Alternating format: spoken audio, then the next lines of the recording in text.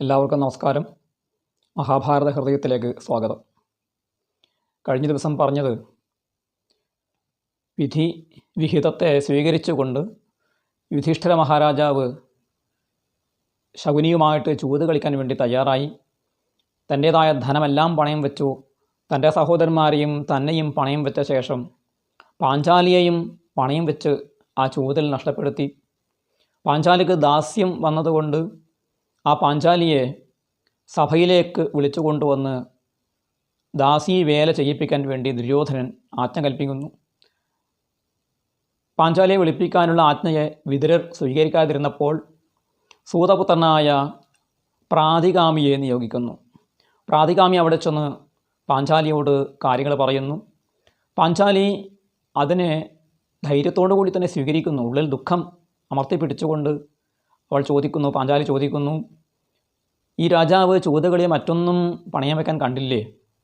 അഥവാ അങ്ങനെ പണയം വെച്ചത് തന്നെ ആദ്യം സ്വയം പണയപ്പെടുത്തിയ ശേഷമാണോ എന്നെ പണയം വെച്ചത്?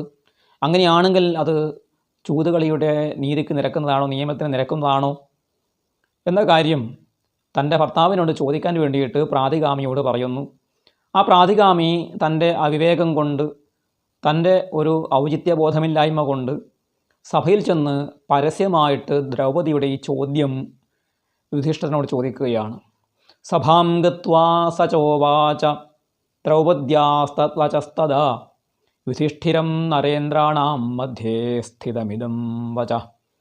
നരേന്ദ്രാണാം മധ്യേ സ്ഥിതം യുധിഷ്ഠിരം, രാജാക്കന്മാരുടെ മധ്യത്തിൽ നിൽക്കുന്ന യുധിഷ്ഠിരനോട് ഈ വാക്കിനെ പറഞ്ഞു എന്ന് കൃത്യമായിട്ട് വ്യാസൻ പറഞ്ഞതിൽ നിന്നും മനസ്സിലാക്കേണ്ടത്, രഹസ്യമായിട്ട് വ്യക്തിപരമായിട്ട് യുധിഷ്ഠിരനോട് ചോദിക്കേണ്ടിയിരുന്ന ആ കാര്യം പരസ്യമായിട്ട് ആ പ്രാതികാമി ചോദിച്ചു കളഞ്ഞു എന്നാണ്. അത് കേട്ട ഏതൊരു ഭർത്താവും നടുങ്ങിപ്പോകും. ഭാര്യ തന്നോട് ചോദിക്കേണ്ട ഒരു ചോദ്യം, അതും അവർ തമ്മിൽ മാത്രം അറിയേണ്ടതായ ഒരു രഹസ്യമായ ഒരു വാക്യം, അത് സഭയിൽ മറ്റുള്ളവർ അറിയുന്നു എന്നുള്ളത് അവരുടെ കുടുംബത്തിൻ്റെ അഭിമാനത്തെ തന്നെ ചോദ്യം ചെയ്യുന്ന ഒരു കാര്യമാണ്.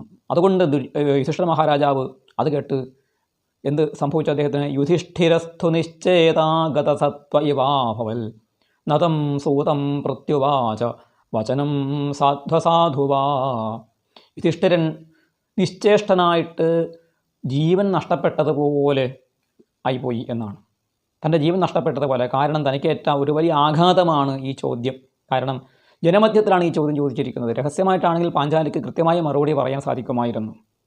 അതുകൊണ്ട് വലിയ അപമാനമാണ് തനിക്ക് ഏറ്റിരിക്കുന്നത് എന്ന ഭാവത്തിൽ അദ്ദേഹം നിശ്ചേഷ്ടനായിട്ട് ഗതസത്വനായിട്ട് നിൽക്കുകയാണ്. ഈ ഒരു അവസരമാണ് ദുര്യോധനൻ കൃത്യമായിട്ട് മുതലെടുക്കുന്നത്. കാരണം ഇവിടെ ഭാര്യയും ഭർത്താവും തമ്മിൽ ഒരു അഭിപ്രായ വ്യത്യാസമുണ്ട് എന്ന് വരുത്തി തീർക്കുന്നതിലൂടെ പാണ്ഡവന്മാരെ തനിക്ക് കൂടുതൽ അപമാനിക്കാൻ സാധിക്കും എന്ന് അവസരോചിതമായി ദുര്യോധനൻ ആ രംഗത്തെ കയ്യിലെടുക്കുന്നു. ദുര്യോധനൻ പറയുന്നു, പാഞ്ചാലി ഇവിടെ വന്ന് ഈ സഭയിൽ വന്നിട്ട് ഈ ചോദ്യം ചോദിച്ചോട്ടെ.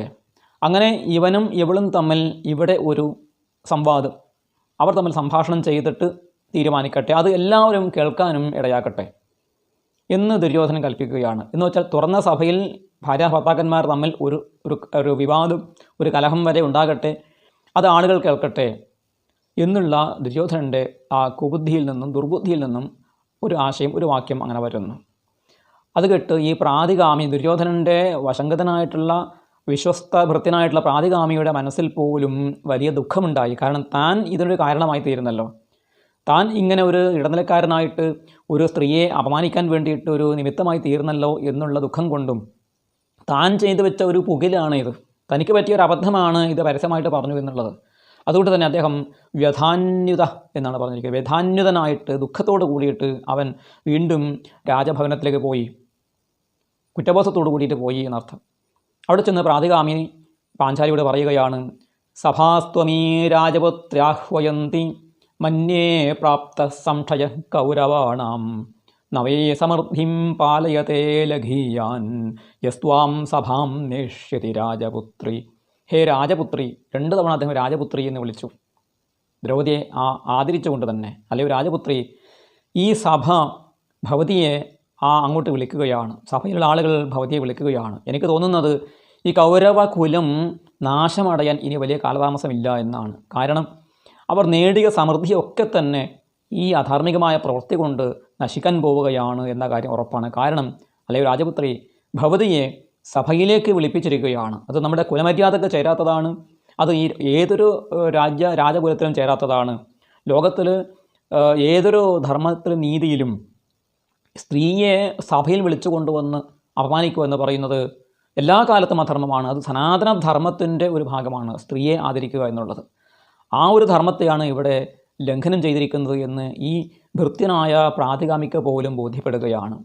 പക്ഷെ അത് കേട്ടിട്ട് ദ്രൗപദി ഒരു രാജപുത്രിയാണ്, ക്ഷത്രിയ സ്ത്രീയാണ്. അതുപോലെ അതിൻ്റെ ധൈര്യവും മാനസികമായ സന്തുലനവും കൈവിടാതെ ദ്രൗപദി സുധീരമായിട്ട് അതിന് മറുപടി പറയുകയാണ്. ഏത് സന്ദിഗ്ധാവസ്ഥയിലും നമ്മൾ കൈവിട്ടുകൂടാത്തത് നമ്മുടെ ധർമ്മമാണ്. ആ ധർമ്മമാണ് നമ്മൾ ആശ്രയിക്കേണ്ടത്. ആ ധർമ്മത്തെ ആശ്രയിച്ചുകൊണ്ടാണ് ഏത് സന്ദിഗ്ധാവസ്ഥയിലും നമ്മൾ പെരുമാറേണ്ടത്. അതുകൊണ്ട് ആ ധർമ്മം എന്താണ് എന്ന് ഉറപ്പുവരുത്തുകയാണ് ഇപ്പോൾ ചെയ്യേണ്ടത് എന്ന് ദ്രൗപദി പറയുകയാണ്. ദ്രൗപദി പറയുന്നു, ഏവം നൂനം വ്യദധാത് സംവിധാത സ്പർശാവുഭോ സ്പൃശതോ വൃദ്ധബാലോ ധർമ്മം ത്വേകം പരമം പ്രാഹലോകേ സമശമം ധാസ്യതി ഗോപ്യമാന. ഇവിടെ നമ്മൾ എന്താണ് ചെയ്യേണ്ടത്? ഈ ലോകത്തിൽ ഇങ്ങനെയൊക്കെ നടക്കണമെന്നുള്ളത് വിശ്വസംവിധാത, വിശ്വനാടകത്തിൻ്റെ സംവിധായകനായ സർവേശ്വരൻ്റെ സങ്കല്പമാണ്, അദ്ദേഹത്തിൻ്റെ നിശ്ചയമാണെങ്കിൽ നമ്മൾ അതിനനുസരിച്ചിട്ട് പ്രവർത്തിച്ചേ മതിയാകൂ. നമുക്കതിൽ നിന്നും പിന്തിരിഞ്ഞു പോകാൻ സാധിക്കുകയില്ല. എന്താണ് കാരണം? വേഷം എനിക്കെന്തെന്ന് വിധിപ്പത് വിഭോ ഭവച്ചിത്തം, വിശ്വപ്രിയമായി നടനം ചെയ്യുന്നത് വിധേയനൻ കൃത്യം എന്നൊരു കവിവാക്യമുണ്ടല്ലോ. വിശ്വസംവിധായകനായ ആ ഈശ്വരൻ കൽപ്പിക്കുന്നു, നമ്മൾ അതിനനുസരിച്ചിട്ട് നടനം ചെയ്യുന്നു. ആ നടനം വിശ്വഹിതത്തിന് യോജിച്ചതായിരിക്കുകയും ചെയ്യണമെന്നുള്ളതാണ്. അതുകൊണ്ട് ഇങ്ങനെയൊക്കെ ചെയ്യാൻ നമ്മൾ ഈശ്വരന് വിധേയമായിട്ട് പ്രവർത്തിക്കുക മാത്രമേ നമുക്ക് സാധിക്കുകയുള്ളൂ. പക്ഷെ ഒരു കാര്യം ഓർക്കണം, ധർമ്മം ത്വേകം പരമം പ്രാഹലോകേ. ധർമ്മം എന്ന് പറയുന്ന ഒരു വസ്തുവാണ് ഈ ലോകത്തിൽ ഏറ്റവും പരമശ്രേഷ്ഠമായിട്ടുള്ളത്. വ്യക്തിയുടെ മാനാപമാനങ്ങൾ, അഭിമാനവും ദുരഭിമാനവും ഒന്നും തന്നെ പ്രധാനമല്ല. ധർമ്മം ക്ഷയിക്കരുത്, ധർമ്മത്തെ നമ്മൾ വിട്ടുകളിക്കരുത്. ആ ധർമ്മത്തെ നമ്മൾ സേവിച്ചാൽ, ധർമ്മം ചെയ്താൽ എന്താണ് ഗുണം? സനശമം ധാസ്യതി ഗോപ്യമാന. സ ഗോപ്യമാനഃ ധർമ്മഃ നഹ ശമം ധാസ്യതി. രക്ഷിക്കപ്പെടുന്ന ധർമ്മം നമ്മളെ രക്ഷിക്കും. ധർമ്മോ രക്ഷതി രക്ഷിതഃ. ധർമ്മത്തെ നമ്മൾ കൈവിടാതെ സൂക്ഷിച്ചാൽ ആ ധർമ്മം നമ്മളെ രക്ഷിക്കും. ധർമ്മ ഏവ ഹതോ ഹന്തി. ധർമ്മത്തെ നമ്മൾ ഹനിച്ചാൽ, ധർമ്മത്തെ നമ്മൾ നശിപ്പിച്ചാൽ അവിടെ ഉണ്ടാകുന്ന ആ ധർമ്മം അല്ലെങ്കിൽ ധർമ്മനാശം നമ്മളെയും നശിപ്പിക്കും. ഇതാണ് മഹാഭാരതത്തിൻ്റെ ശാശ്വതമായ ഒരു ശാശ്വതമായ ധർമ്മ നിർദ്ദേശം. അതിനെ ദ്രൗപദി സ്വീകരിച്ചിരിക്കുന്നു, സ്ത്രീയായ ദ്രൗപദി സ്വീകരിച്ചിരിക്കുന്നു. ഈ ഒരു സന്ദിഗ്ധാവസ്ഥയിലും ഈ ഒരു ദുഃഖാവസ്ഥയിലും ദ്രൗപദി ധർമ്മം കൈവിടാൻ ഒരുങ്ങുന്നില്ല എന്നുള്ളത് നമ്മുടെ ഭാരത സ്ത്രീകതൻ ഭാവശുദ്ധി, ഭാരത സ്ത്രീയായിട്ടുള്ള ആ ദ്രൗപദിയുടെ ചാരിത്രത്തിൻ്റെ മഹത്തായ ഒരു ഗുണത്തെയാണ് കാണിക്കുന്നത്. ഏത് ദുഃഖത്തിലും ധർമ്മത്തെ വിടുകയില്ല. ഇങ്ങനെ ആ ധർമ്മപൂർവകമായ വാക്കുകൾ പറഞ്ഞുകൊണ്ട് ദ്രൗപദി പറയുന്നു, സോയം ധർമ്മോ മാത്യഗാത് കൗരവൻ വൈ സഭ്യാൻ ഗത്വാ പൃച്ഛധർമ്മ്യം വചോ മേ തേ മാം ബ്രൂയുർ നിശ്ചിതം തത് കരിഷ്യേ ധർമാത്മാനോ നീതിമന്തോ വരിഷ്ഠ. അല്ലയോ സൂത, അതുകൊണ്ട് ധർമ്മം ഇവിടെ പുലരട്ടെ, ധർമ്മം ലംഘിക്കപ്പെടാതിരിക്കട്ടെ. നീ ചെന്ന് ആ സഭയിലുള്ള നീതിമാന്മാരും മുതിർന്നവരുമായ കൗരവശ്രേഷ്ഠന്മാരോട് എൻ്റെ ഈ വാക്യത്തെ ചെന്ന് പറയുക.